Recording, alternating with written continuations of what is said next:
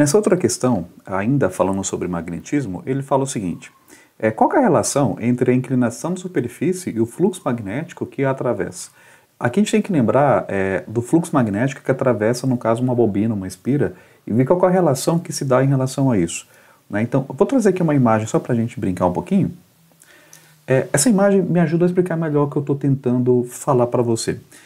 Se eu pegar aqui, por exemplo, né, essa espira aqui circular e colocar dentro do campo magnético aqui qualquer, esse ângulo θ aqui é o ângulo formado entre essa normal, né, esse vetor que a gente chama de vetor normal em relação à superfície, e o fluxo magnético que passa dentro dessa espira no caso. Então aqui a gente tem que lembrar da formulazinha que fluxo magnético, você lembra? Fluxo magnético era quem? Era o campo magnético vezes quem? Vezes a área da espira, que é importante, e vezes quem? O cosseno do ângulo θ. E esse cosseno do ângulo θ, esse ângulo θ é justamente o ângulo formado entre o campo, no caso, e a área, aqui no caso da espira ou bobina que a gente está tentando analisar. Tá? Então, esse ângulo aqui, θ, é o ângulo formado entre essa normal e o campo magnético que passa aqui dentro dessa espira aqui no caso, né? A espira aqui no caso circular. A gente observa, então, aqui, por exemplo, que conforme essa reta, né, esse vetor normal, ele se aproxima de zero, lembra, cosseno de zero é máximo, né? Então, quando o cosseno, o θ for 0 grau, significa que o ângulo, que o cosseno é máximo. Então, só para a gente lembrar um pouquinho aqui de matemática, então, quando o cosseno de θ, aqui no caso, ele é máximo, né, ou seja, ele vale 1 quando, né? Quando o ângulo θ vale justamente quem? Vale justamente quanto, né? Vale 0 grau. Então, o cosseno é máximo quando o ângulo for zero, que é essa situação aqui, né? A gente observa que é normal e o fluxo magnético, o ângulo formado é praticamente zero. Praticamente não, é zero.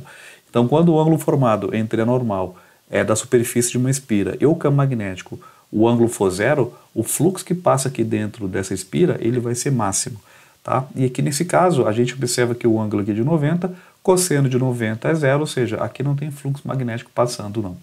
Geralmente eu gosto de explicar para o meu aluno o seguinte: se você pega, por exemplo, uma bacia, pega uma bacia e coloca na chuva, se você coloca essa bacia com a boca aí, né, virada para a chuva, e aí vamos imaginar que a chuva esteja caindo aí retinha, né, sem ser na diagonal, tudo mais, sem chuva de vento, né, esteja caindo bonitinha, retinha, então essa bacia ela vai encher mais rapidamente se a boca tiver nessa situação aqui, né? Então, se a boca tiver nessa situação aqui do meio, então a bacia ela vai se encher mais rápido que na situação de cima, ou na situação de baixo ela nem vai encher, né? Porque não vai entrar água nenhuma na bacia. Né? Então, o fluxo magnético ele é máximo quando a gente observa essa condiçãozinha aqui, né? Ou seja, o ângulo tem que ser zero para o fluxo ser máximo. Vamos ver aqui ver alternativas o que ele fala?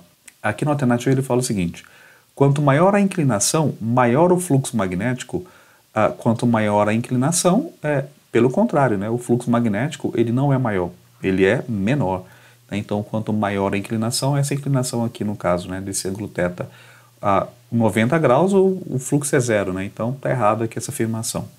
Quanto maior a inclinação, menor o fluxo magnético, sim. Né? Quanto maior a inclinação, quanto a boca estiver mais inclinada, vai passar menos fluxo magnético sobre a espira. Né? Então, de fato, aqui no caso é o item B, já achamos a resposta, mas vamos ver aqui as outras que ele fala, né? A inclinação não afeta o fluxo magnético, pelo contrário, a inclinação está diretamente relacionada ao fluxo magnético, né? Então está errado o item C. Item D, o fluxo magnético não depende da inclinação da superfície, lógico que depende, né?